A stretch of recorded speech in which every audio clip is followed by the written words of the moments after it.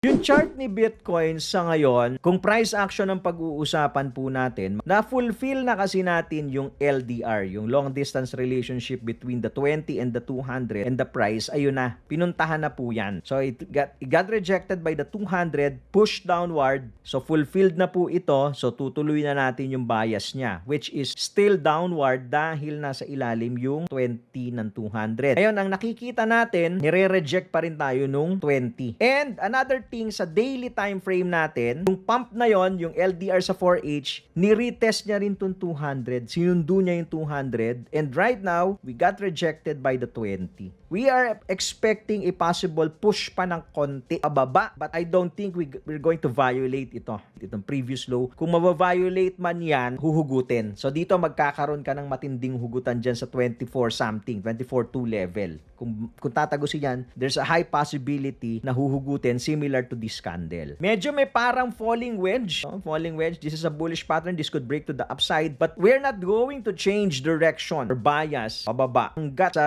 bigger time frame, sa bigger picture, one day po yan, we're not going to change direction or bias hanggat hindi nabe-break tong trend line na to. Hanggat nandyan yan sa loob ng trend line, there is a possibility na consolidation with downward bias tayo. So if you're trading this sa short term, 4-hour pababa na time frame, you can use TIPI. Okay, long short, gamit si TIPI. May mga signals po na lalabas dyan. And if you're not using TIPI naman, you are following the trend. So ang obvious na trend is still pababa. Tito Moves yan. Follow and like for more updates.